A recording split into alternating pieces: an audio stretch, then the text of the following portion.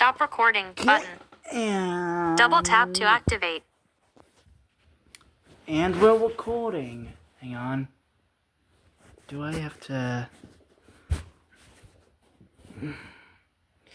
Okay, I'm gonna have to figure this out, maybe.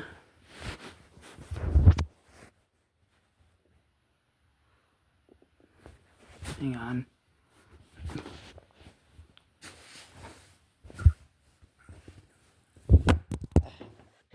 Damn it. Hang on, I got it. There's my phone.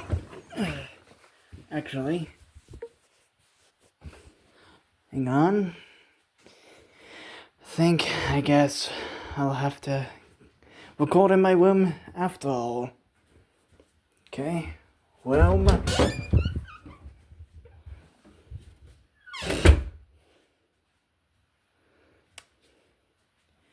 And,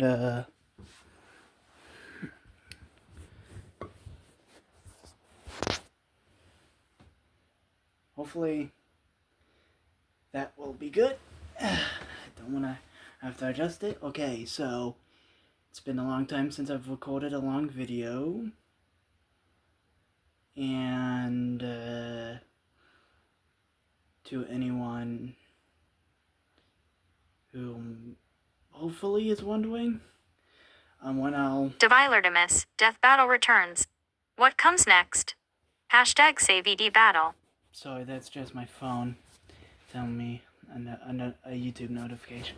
Anyways, to those of you that I hope are wondering when I'm gonna try discussing more about sci fantasy, that will be whenever I feel like it, whenever I decide to.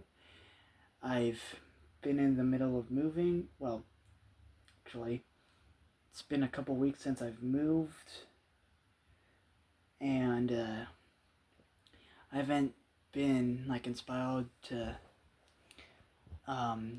do videos since I began moving. And once I finish moving, so right now is the perfect time to start recording a long video. I did upload a couple of shorts. Yeah, so what shall we talk about? Because I have plenty of ideas besides sci fantasy and Toby and Vic's Private Eye or PI. Would PI sound better? I don't know. Who cares? Well, I guess I care, but anyways, enough rambling, enough dawdling around. What shall I talk about?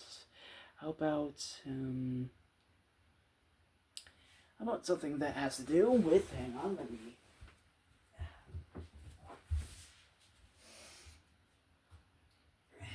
Something to do with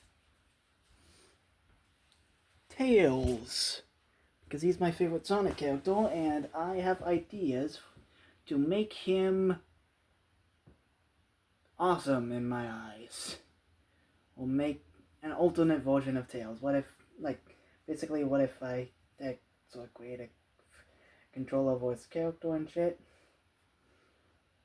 So I'm gonna set him down right beside me over here. So yeah, where to begin?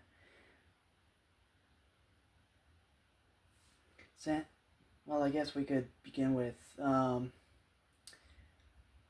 stuff about his life in my little fanfiction headcanon thing.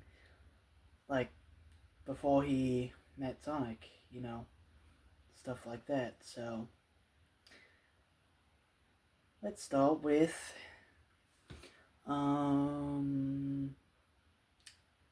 his birth. Let's start around there. To those of you who are fans of the OG Sonic comics, you might know that Tails' parents are Amadeus and Rosemary Power, and he has a paternal uncle named Merlin. Yes, like the wizard from Arthurian legend. And since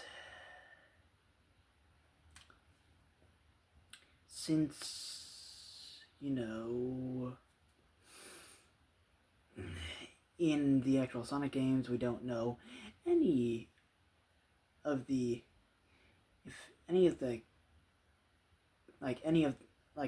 the majority of Sonic characters, you know, like family relationships and stuff. The only like family stuff we get from like for a Sonic character is Eggman. We know that about his like grandfather, Gerald Robotnik, and his cousin, Maria.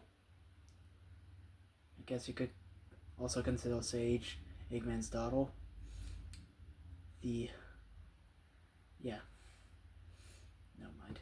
I was gonna mention doing like a Evangelion reference, but never mind. Anyways, there's also Cream, and the fact that we have seen her mother, Vanilla. So yeah. Besides that, there's not much representation of our characters having family members. That stuff only was delved into by external media, mainly like the Archie comics, and I guess if you want to count, well, you could count Sonic Underground with introducing Sonic having, siblings and a mother, and yeah. But anyways, back to Tails. Since those that know the Archie Sonic comic lore, you know that Tails' parents are, like I said, Amadeus and Rosemary Power. I hope, I don't know. And that Tails has an uncle on his father's side named Merlin. Again, like the wizard from King Arthur. So, since I don't think good old Ken Penders or anyone would get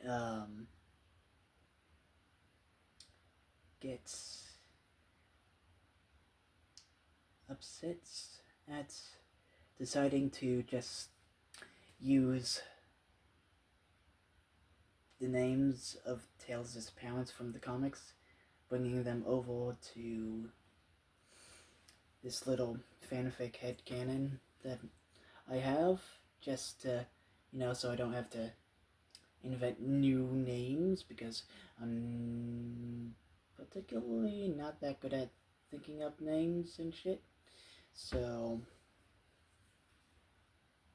yeah, and we can also bring over Tails' uncle, though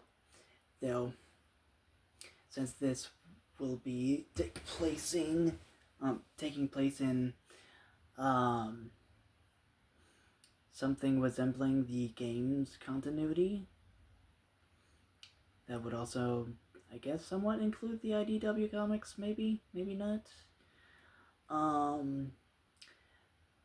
The characters of Tails' parents and his uncle will be slightly changed, and I might expand on more of Tails' family history, at least up to, like, grandparents type stuff. A hint. So anyways, let's start with Tails' birth in my little headcanon universe. So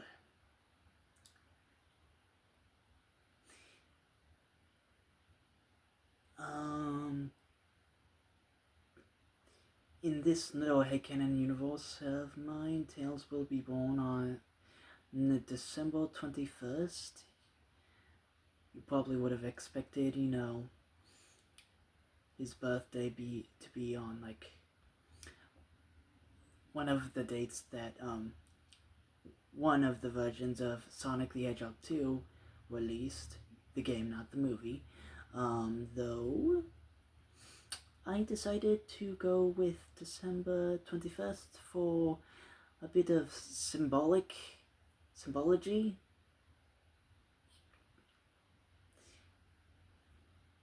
Though those reasons for that symbology I'll have to eventually get to in other videos with other related topics and stuff. So, anyways, since Tails having, I hope you can see him, 2 tails is considered abnormal and stuff, let's make him even more abnormal by basically having him be born as some sort of ineffable cosmic entity taking the form of a mortal type deal. Something celestial in origin, becoming terrestrial. I don't know, however you pronounce it. And in this, let's just say Tails was born with 9 tails instead of 2, because that's fun, and 9-tailed foxes are, if you know your mythology, considered the most powerful fox spirits within, like, you know, Asia. That's why it's like a common trope in, like, you know, anime and like East Asian cultures. You have the Jing, I don't know which, from China, the Holy 10, which I didn't know they were a thing, but apparently it's like a Vietnamese version of Holy Jing.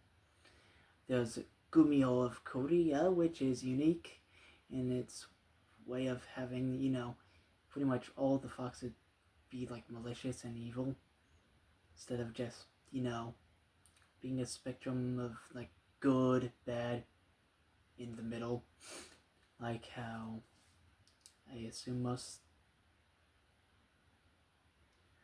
do it, like the Chinese, Vietnamese, and Japan with the Kitsune, probably the most well-known multi-tailed foxes within pop culture, because Japanese people like influencing that shit ever since, you know, the 90s and shit.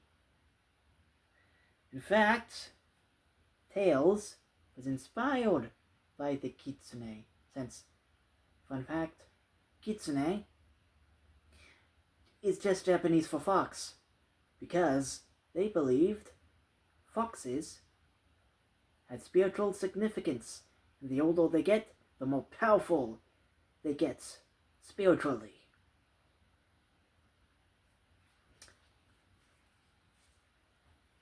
So, yeah.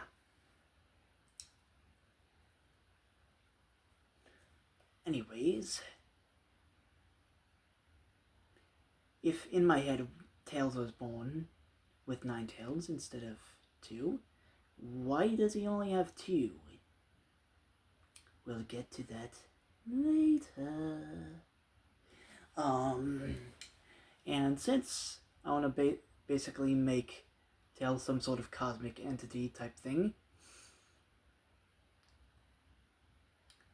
there's gonna be some sort of adverse effects from him just existing, altering the perception of how people sort of view him-ish type thing.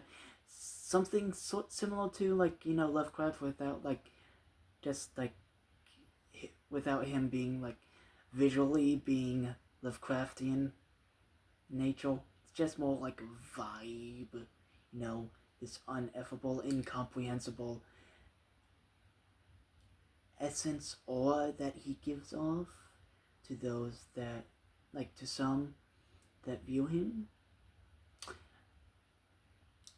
Let's just say there were those that, when viewing him, had adverse effects. The doctors that witnessed and helped bring him into the world when Rosemary was giving birth to him, one viewed him as a god and tried to make a religion worshipping this nine-tailed fox child. Another decided to end it all because he saw something so beautiful nothing else in the world could ever compare. And the last one went completely mad. Yet, not even the boy's father was immune to these effects.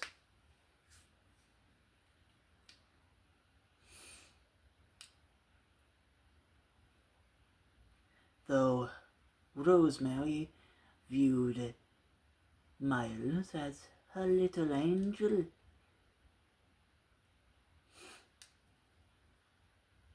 Amadeus saw the child as something else, something, well, we can't quite say that he didn't view him as something not human because they're foxes, but something abnormal, something not of this world. He wasn't even convinced that the child was even his. And he all wrote down his thoughts within a little journal that he kept, even made backups of these little thoughts on a personal computer of his, just in case one was discovered. He always had the other.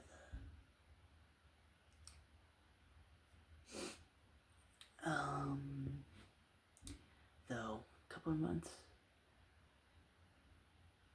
after Miles' birth, Amadeus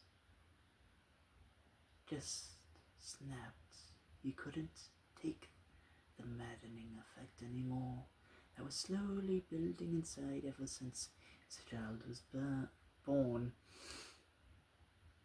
He vowed one night to end the child.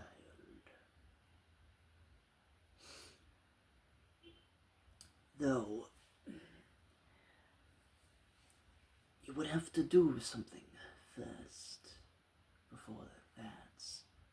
He would have to sever every single one of the child's tails, since his brother is still Merlin in this little continuity, and instead of him being like some sort of wizard magic user, he would still kind of be some sort of magic user.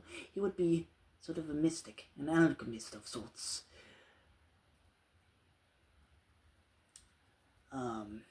You could say that Amadeus would have figured out some sort of relationship between the number of tails had and some sort of innate power connected to the child, since while Amadeus wouldn't have believed in that stuff, something that he shared with their father, Merlin was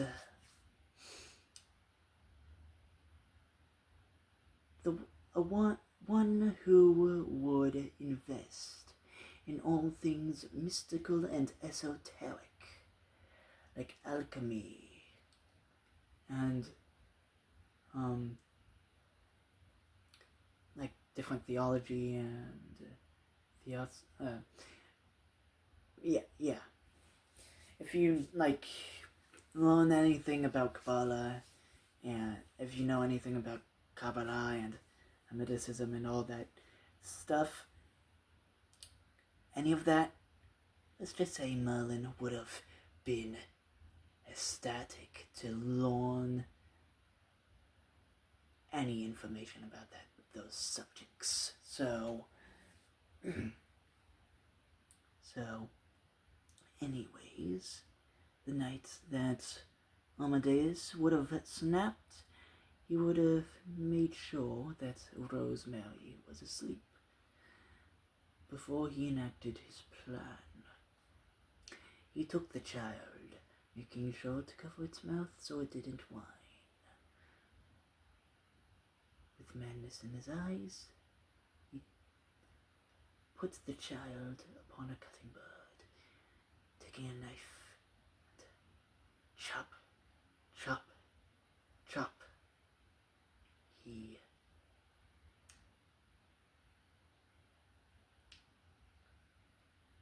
began cutting the tails off.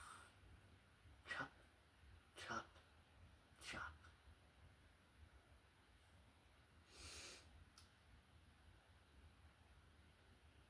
Soon, the madness will be over. He didn't think about any possible consequences from killing a newborn baby. He was mad. He didn't even consider what his wife would think after he was done. And with one single chop, there was 2 more tails left before he would have to end the boy's life. But then he heard a frightening scream from behind him. It was Rosemary. She had somehow waken up, possibly due to some maternal instincts. And Amadeus, not being in his right mind, believed that the child, being some sort of abnormal thing, some sort of monster, some sort of eldritch abomination, must have bewitched his beloved wife. Of course, that had to be the reason. It couldn't be that he was trying to kill his own son, and that Rosemary was a good mother, just looking out for her little angel, her little sunshine. So he tried to lunge at her with the knife, which led into a chase throughout the house, which led to the bedroom, where Rosemary grabbed a nearby handgun and emptied it upon her husband, not stopping until it was empty, even when he was most likely, dead after a couple of shots. And at that point, Rosemary vowed to never let anyone hurt her little boy ever again. Sadly, she doesn't seem to be around in Tails' life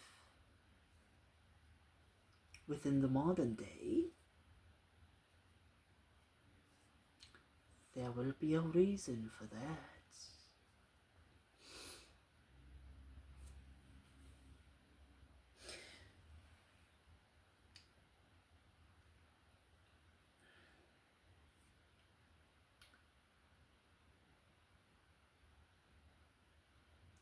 Anyways,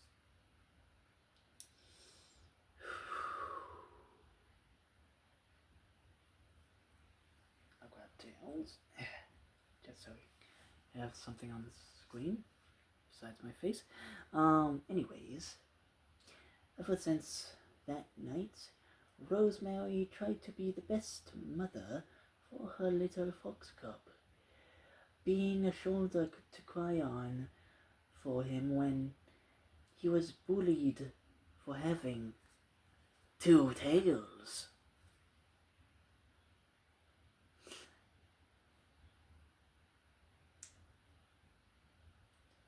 To her, Tails was a little angel, a little sunshine. In fact, that is one of her nicknames to him. Oh, well, should I have to better explain that? Sunshine is in fact one of the little nicknames that Rosemary had for her boy.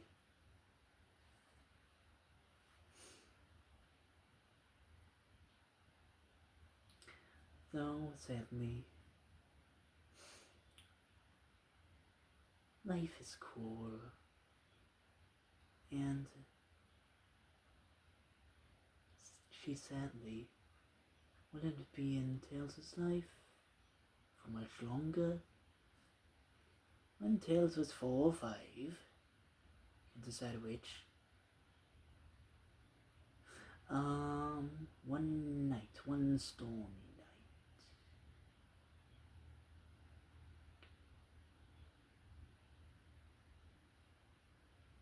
Rosemary was murdered.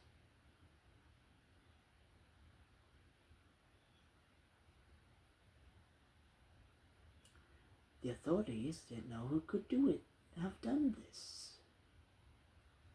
Who could kill the mother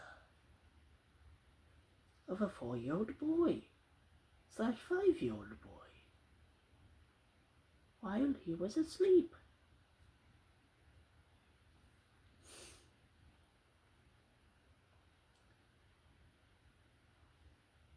At that point, Tails, distraught, or Miles, he would have got, you know what I mean, would have decided to flee away from his childhood home because the memories were just so shocking and stuff.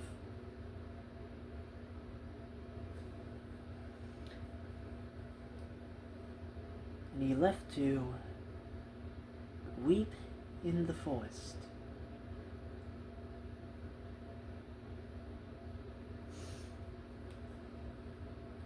That is where a mental figure, more of a surrogate father figure, came into his life, since he didn't have a father that he, knew of. Well, he probably knew his father and that he was dead. Most likely not the reason why he had no living father. Anyways, this father figure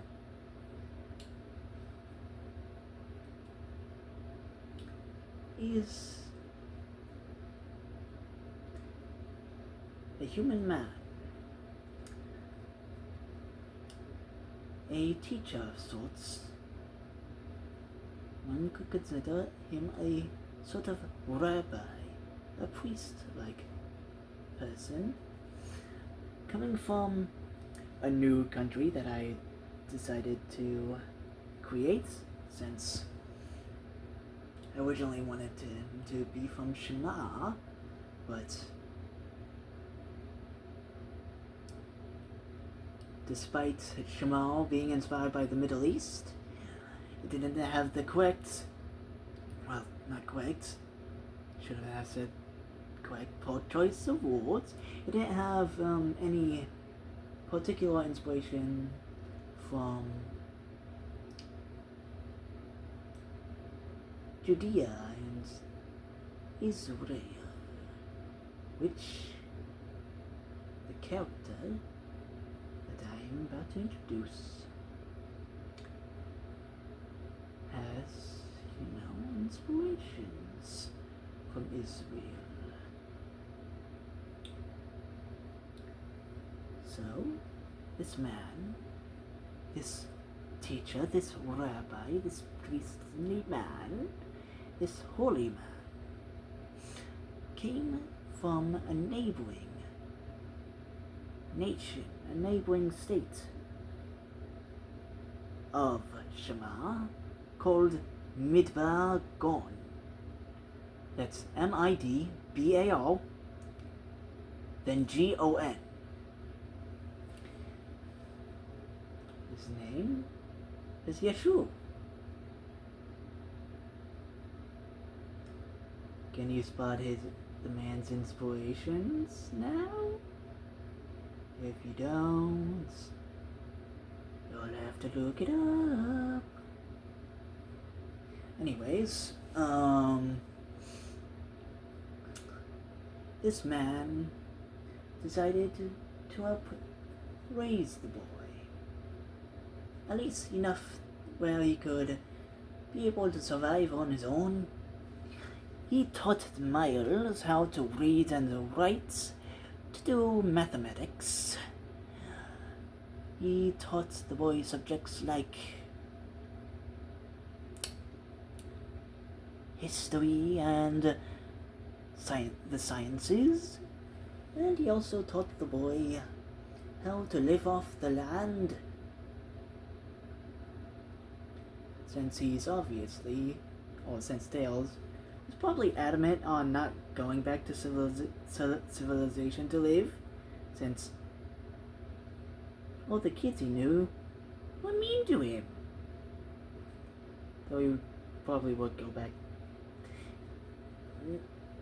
like, sometimes for supplies and shit. But mostly he'll probably live in the woods. And this is assuming that he lives on West Side Island, like it was stated in the Sonic 2 game manual. So,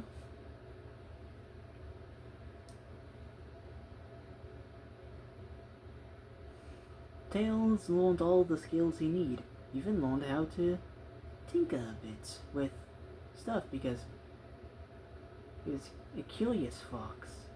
Wanted to know how stuff worked. So he tinkered with it and became a pretty good engineer, like how he is in the games. And one day, gaining the courage to try to figure out who the bastard was that killed his mother,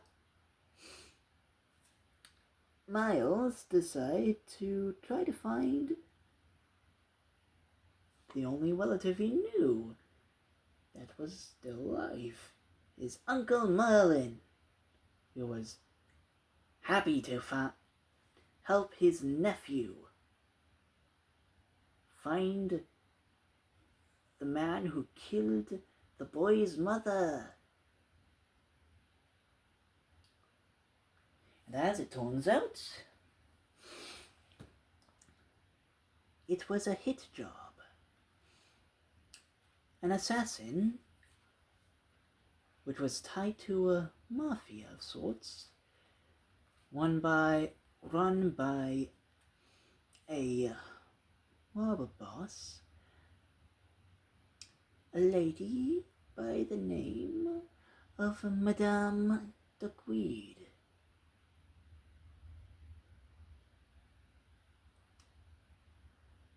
Okay, that's enough time given to you to pause and look up what inspired that name and what that character could be like. But it wasn't the mob. Well, though the assassin came from the mob, there was a bit of a request. Someone who wanted paid this mobster, or this hitman, to do a job that the mafia, the gang, wouldn't have, necessarily did unless Rosemary did something to incur the mafia's wrath, which she didn't. Instead, someone that had ties with the mafia. Someone who was a bit corrupt, one would say. A politician of sorts. Who was, good at doing all the things that politicians do. And he was a bit of a corrupt one, though he would have viewed it, or himself, being corrupt. It was, in fact, tells his own grandfather, the grandfather of Amadeus, or the father, not grandfather, the father of Amadeus and Merlin Prower, Ulysses Prower. If you want to know who the man was like, or what the man was like, he was prim and proper. Sort of. Any relations he had with people was more about business and formality. One could say that he barely even had any emotions, that he had a cold heart, and that he was, in fact, cold-hearted, as I say, and that he seemed to only have two more emotions to him. Three. Pride, anger, and disappointment. And if you wish to know what Ulysses Prower looks like, imagine a 6'5" anthropomorphic fox, typical Sonic character type deal. But he has on a 3-piece suit. Yes! He has clothes! Unlike most male anthropomorphic characters in Sonic games.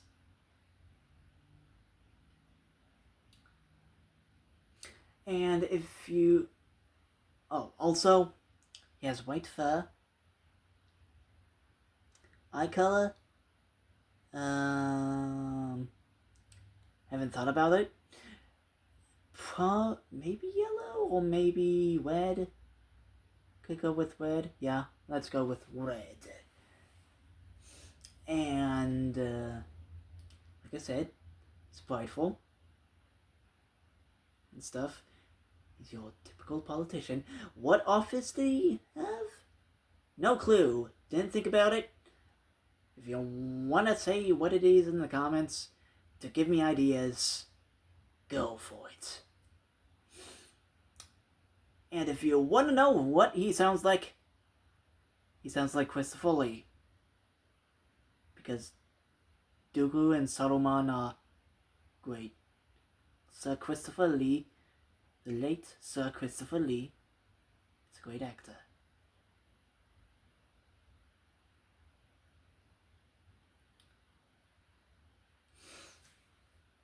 And you could imagine Ulysses' fathering skills are more along the lines of what's his face from Ace Attorney? The guy who ended up deciding to raise Edgeworth after, well, that might be a spoiler too. The fourth Ace Attorney game, but whatever. Anyways, it's Von Karma. Forget his first name. And also, maybe like a little bit of a mix of the pounding skills of Gendo Ikoi from Neon Genesis Evangelion. Anyways, Ulysses,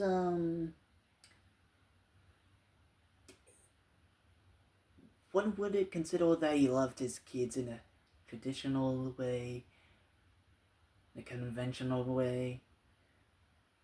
He was held contentment toward his children.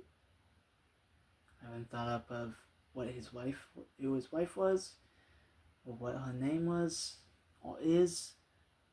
That could be one that you guys could leave in the comments with your thoughts. Also,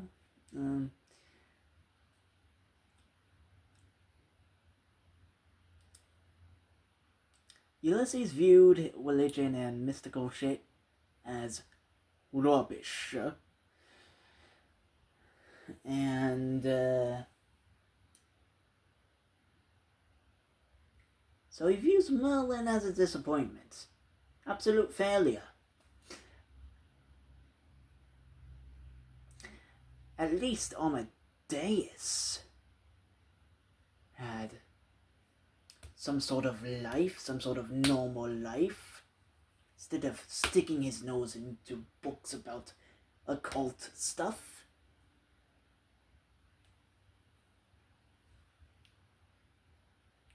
And if you want to help the image of Merlin that I have, imagine John Constantine. No, not the one voiced by played by Christopher. Oh, not Christopher. Keanu. It was Keanu Reeves. Shit. Sorry. Yeah. But, also a little bit of, 11th Doctor in there. In fact, you can imagine Merlin sounding, like Matt Smith, Amadeus. What he'd sound like? I didn't know many actors that I could choose from, so I just chose Christopher Eccleston. Why not? For the sound that he would sound like. Rosemary, what does she sound like? No clue. Anyways, going back to the story. So, Miles and Merlin uncovered that Merlin's own father, Tails' own grandfather, was behind the hit job. And it seems that Merlin is in great danger. Because it seems like Amadeus believes that he must now bury yet another son. And as Merlin falls dead to the floor,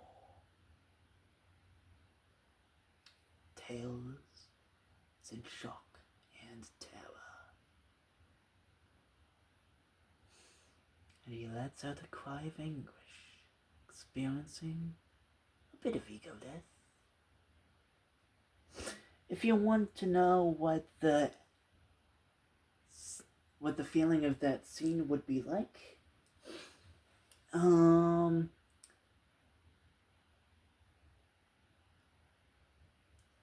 those that have watched End of Evangelion, I haven't watched it yet. I know the plot of it because I watched a totally not mock video, his video on Neon Genesis Evangelion. I haven't been able to watch End of Evangelion yet. The reason why I'm bringing this up is because there's a specific scene that inspired me for the feel of what Tails is experiencing after his uncle is dead on the ground. And that scene is when, you know that scene when Shinji, before he could get into unit? What? Just look up the end of Evangelion Shinji scream. You'll probably get what I'm trying to go for this scene within the story. So anyways,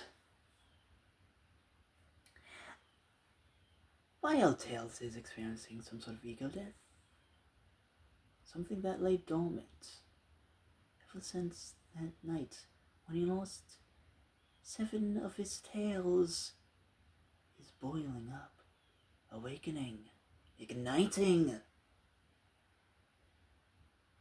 It's more volatile than it ever has been before. To this point,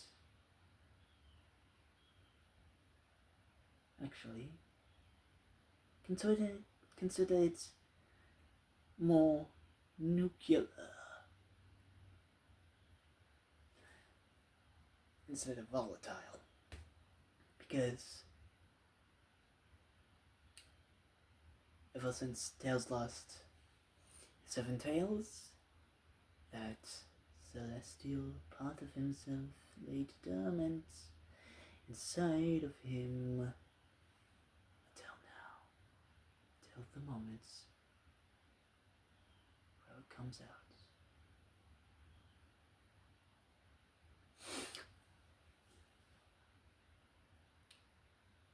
Within a blinding flash of golden light, as brighter than, well, as bright, if not brighter, than the sun. It is absolutely blinding. Flashes through the room, or shines within the room. And once the light fades, Tails is different, floating there, several inches, maybe even a couple feet off the ground. He has changed. His body radiating light, him shining like the sun, with all 9 tails back and regenerated, instead of just him having 2.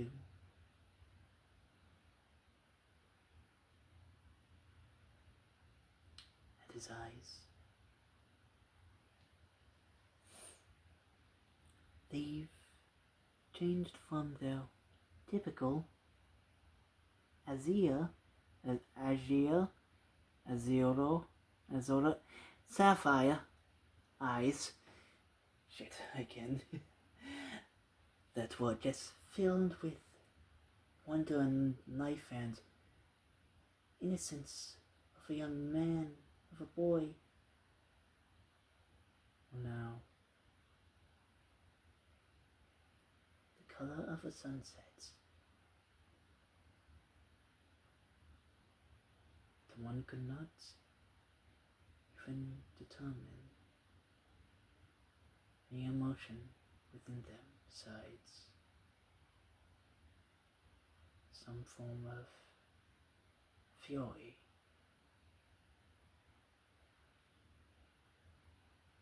One that burned so hot it was chilling. The other fearsome look upon his face, like that of a messenger of the Lord. I never said before now what type of celestial being he was. He is the 9-towned Elohim.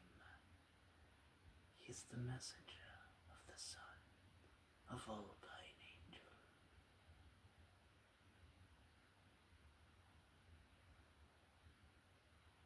His very soul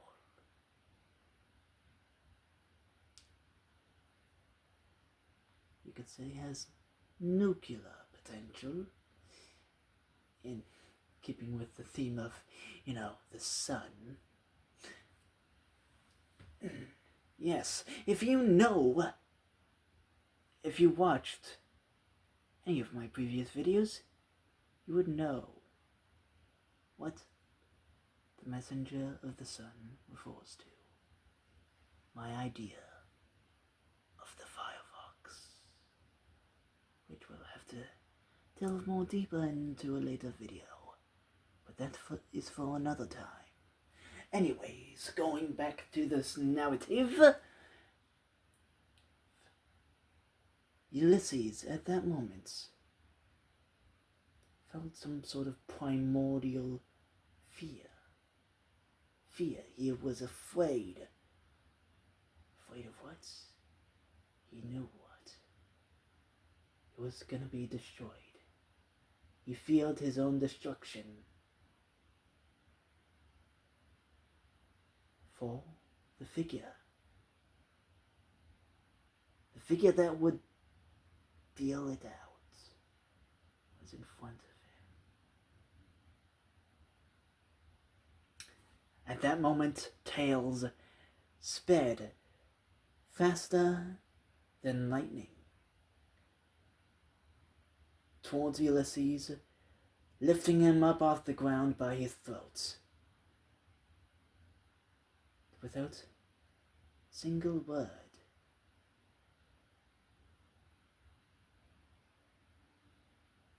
the power of 10 billion hydrogen bombs was channeled directly to Ulysses' body for a single second. Tomorrow, Mount Vernon, scattered thunderstorms. Highs in the low 80s and lows in the mid 60s. Sorry, that was the weather. Anyways, as I was saying, the power of 10 billion hydrogen bombs channeled directly into Ulysses' body for a single second. And it was concentrated and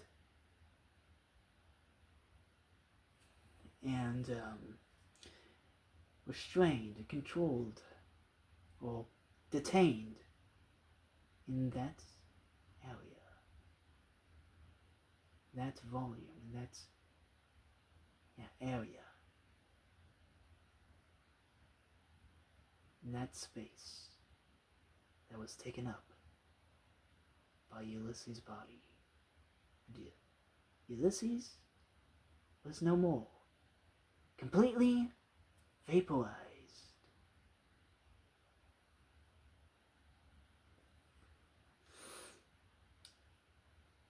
And afterward, Miles came down from his little power trip, confused, not knowing what happened. The last thing he could remember was him crying out in anguish at seeing his uncle's dead body.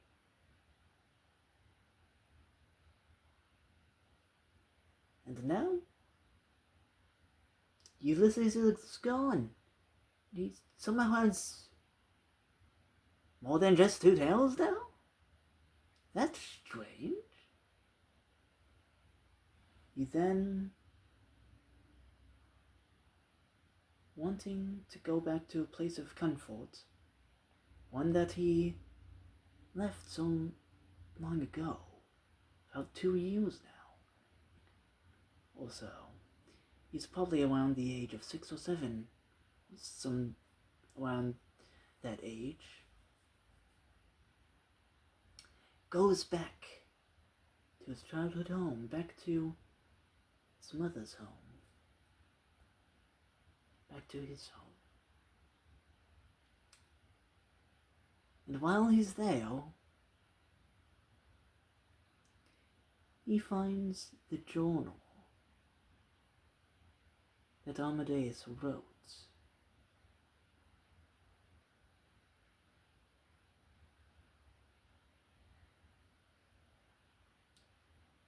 Let's just say Tails didn't view his extra tails, at least the 7 extra tails that he had,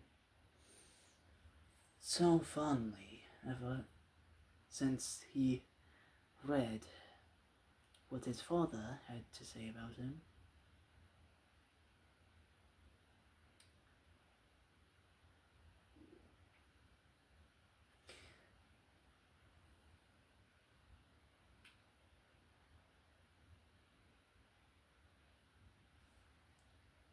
He began to believe that maybe his father was right to try to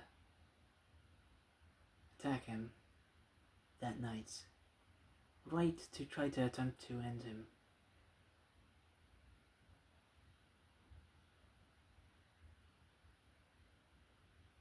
Is he a monster? Is he some sort of freak? Like those bullies keep saying? And in his moment of conflict, inner turmoil, like before, his old mentor comes back. Though this time, Tails is unwilling to listen to the comforting words that Yeshu had. He tossed the journal of his late father at his father figure and left, going back to the woods, possibly having, those classic adventures like,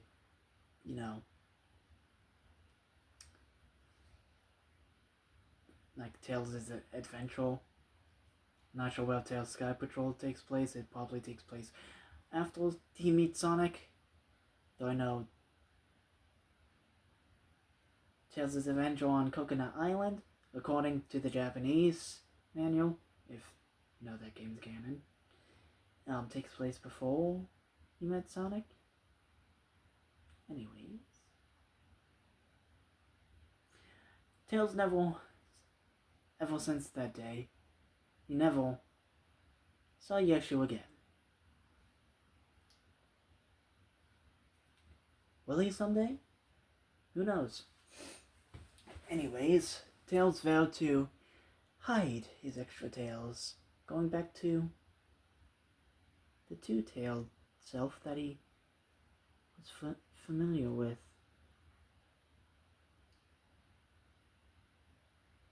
Because he could try to hide the extra tail, maybe this one, or this one, to try to appear normal, but one, most kids would probably think he cut it off or something, because they know that, at least the kids that he knows locally, those bullies, know that he has two tails, and also that this extra tail is a reminder that despite how he wishes to be normal, he's not. He's not normal. And his life was rough until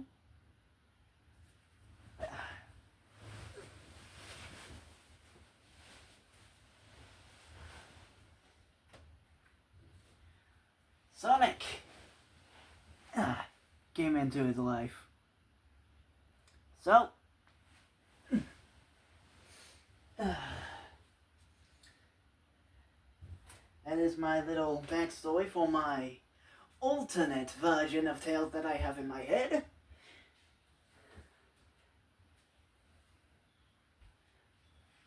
So, that is all. And like, subscribe, comment. Please comment I want, you know, like, interaction and stuff on my videos. I know that I have, like, not that many subscribers, like 25 or so. I don't know if it's changed or not. Probably not, but if you like hearing my thoughts and my ideas, no matter how stupid that they might sound, please subscribe, like, share, comment, especially comment. I want to read what you guys think. And I'll see you next time on whatever I decide to try to think up. Bye. Pause.